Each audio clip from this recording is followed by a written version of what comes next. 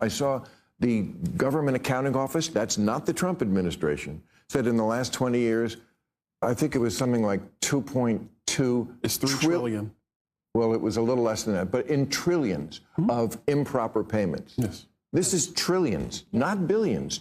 What could we have done with that money? In 2023, it was 236 billion of improper payment. So it's not like this does not have to be done. Honestly, I think Bill Maher is doing the right thing right now, siding with Trump and Elon Musk and Doge and exposing the fraud in the government agency. Let's go. I don't know if the Department of Education is anything but, I mean, it doesn't really, I don't know what it does, except take money. It's sort of a middleman. It doesn't like run classrooms or do stuff like that. So where are you on something like that? I think that the Department of Education has to essentially be closed. A lot of the authorities got to get sent back to the states. The dollars we appropriate actually need to go directly into the hands of parents so that they can use those resources in their states and in their communities to find the best outcome for their children. When the Department of Ed was created in 1977, our reading scores and math scores for kids 4th and 8th grade were higher than they are today. We cannot agree that the Department of Education has been useless, just supporting teachers' unions and not children and their parents. It is sad. It has to be dismantled. There is so much to cut, but there's a way to do it. For example, I read the Justice Department's Environmental Division, they want to cut. And there's also the EPA's Environmental Justice Office. So the EPA has a Justice Office, and the Justice Department has an Environmental Office. How about everybody just do their own job? It reminds me of the fact that we have... Yeah, no, I'm saying there is all this. We have like 4 Air Forces. Like we have the Air Force, right. But the Navy has an Air Force, and the Army has an Air Force, and everybody has an Air Force. And I bet they're expensive, by the way. And the police department here, I think, has an Air Force too. It's like, so it's not like some of, but the way you're doing it is a little crazy. These teenagers who are rummaging through buildings. I mean, this is really what was in the plan? There's no better way to do this? Softer, a little? Having been a member of Congress, I'm telling you that town is against stopping anything or cutting any spending. The entire town is focused with just spending more money. And so the only way, in my opinion, you can really get into it is you have to walk into buildings and cease operations and see exactly what's going on and let the public know what's going on. So the public is aware of the mismanagement, the improper payments. What about the Department of Education? Now, I think it is the right thing to do. I think people should know exactly what's going on. More transparency could only be beneficial to everybody. I noticed that at the Super Bowl, for the first time in, I think, 4 years now, the Trump administration is making them take away "End Racism," which they had written in the end zone, right? And why? It just seems silly. I mean, to do it or not to do it? Why get rid of it? Oh, I could tell you why. I know, but it's just like you're because it was stupid to begin with. Yeah, but let me ask you, who is it for? And if you're a racist and you see "End Racism" in the end zone, you're going to stop being a racist? But the sentiment is basically like, don't be an asshole. But I think it's an asshole to nag us during a football game about something that doesn't change anything or any. If I'm not a racist and I see it, it doesn't matter. And if I am a racist, it's going to make me more of a racist. Like, I think if you write "don't be an asshole" in the end zone, everybody will agree with that. Well, the problem is... I mean, if you write "don't be a racist" in the end zone, everybody's gonna agree with that we should all end racism and fight against racism, and that's totally okay for me. Yeah. I get it. You know, I mean, they asked them a question today, and I'm sure if you're of the type of person who just always hates the one team and loves what the other one does, they asked them a question about the crash. And they said, will you visit the crash site? Now, every other politician would go, of course, it was a tragedy. And he went, it's the water. What do you want me to do, swim there? You know? And I was like, exactly, fuck right. You're exactly right. It's a stupid question, and you got just the answer you deserve. Yeah. I think Bill Maher is a very funny guy, and sometimes it's very, very appreciated to see him tell the truth and be himself in front of the camera for once. That idea I admire so much. as opposed to the virtue signaling and the stuff that they do just to make themselves feel better about being ally. You know what? You want to be a good ally? Address the actual problems. Any racial problem in this country is not addressed by DEI and having programs like that. It's three things, and John McWhorter, the great African-American writer, names them. You know, better schools, don't graduate kids who don't know anything and have no skills, more dads, and the drug war. That idea. Thank God is telling it like it is. More people need to hear this. More dads, more father in the home, better school, better teachers.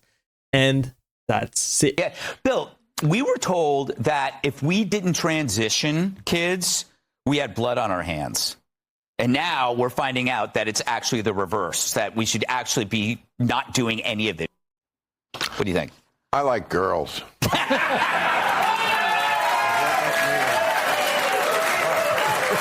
So, does that mean you want more boys to transition to girls? No, you're confusing him with Jim. No, I mean, I was talking about this on my show last week. I mean, we are the outlier now, the United States. It's so funny the way sometimes the woke stuff, you know, and I always try to make this point that liberalism is not, you know, the same thing as woke. Woke, they would like to think they're an extension of liberalism. I'm an old school liberal. They're not. It's very often the opposite. And they think they're going so far in the right direction, and it actually turns out that they're in the wrong direction, and they've actually reversed it, because most of the countries in Europe now, England, the Scandinavian countries, the ones we used to always be able to say, well, look what the liberal countries are doing. They're all reversed themselves on this. They don't do the puberty blockers anymore. They don't do this stuff because of studies like this. And America is just doubling down on this stuff. So we are the outlier country on this stuff. And look, there's always a sensible middle ground. That's what I'm always trying to find. Now, is there such a thing as trans? Of course. There are sometimes people who are, let's just say, there's a mix-up at the factory, and you don't feel in your head the way you do in your body. But some of this is also just a TikTok challenge that got out of hand.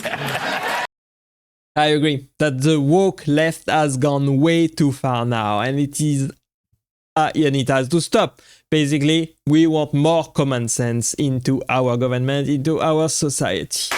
The notion that it's good to open a window and let in some fresh air, because people do get locked into silly ideas that we then take as the group think. For example, Syrian civil war, all those refugees, 1 million wound up in Germany. Saudi Arabia took none. And we all just pretend this makes sense, that no other Arab countries will take refugees who you say are your brethren, and they will fit better in Sweden and Germany.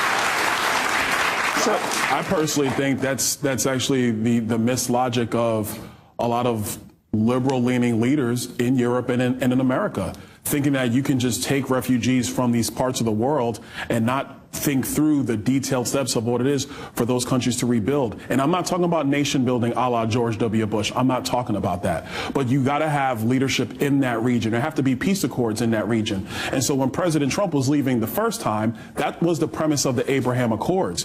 Have the Arab states with Israel actually work together in peace so you can actually develop a stable political, religious, whatever they choose that to be, and an economic area so people can live in harmony and peace. That's amazing to hear, honestly. I applaud Bill Maher for having some common sense on his show again and coming far away from the woke left and the extreme left and the far left, and coming into a middle ground between being liberal and between being a pro-Trump supporter. I don't know that much about it, but I've never read good things. Rahm Emanuel, who I agree with on almost everything, here was a quote. He said, 1/3 of 8th graders can't read, and now he wants to close the department. And I thought, that's probably why they can't read. Or at least partly. I mean, the numbers keep getting worse and worse and worse. And I don't know if the Department of Education is anything but, I mean, it doesn't really, I don't know what it does, except take money. It's sort of a middleman. It doesn't like run classrooms or do stuff like that. I don't think it makes policy. So where are you on something like that? I think that the Department of Education has to essentially be closed. A lot of the authorities got to get sent back to the states. The dollars we appropriate actually need to go directly into the hands of parents so that they can use those resources in their states and in their communities to find the best outcome for their children. Exactly, I think he's right about this. I think we should let the state decide. I think the Department of Education has been completely useless. You can all see that the education of American is not improving with this department in place, so it has to shut down and we have to try something new. Insanity is doing the same thing over and over and over and expecting a different result. Of course, this is not the way to go. We have to vote. The people have voted for government reform, deep, huge government reform, and that's exactly what Trump and Musk and Doge are doing right now. And hopefully, everything will get better over the next coming years. We will see. Thanks for watching. I hope you enjoyed this video with me today. Click right there to watch the next video, and I will see you there. Bye bye.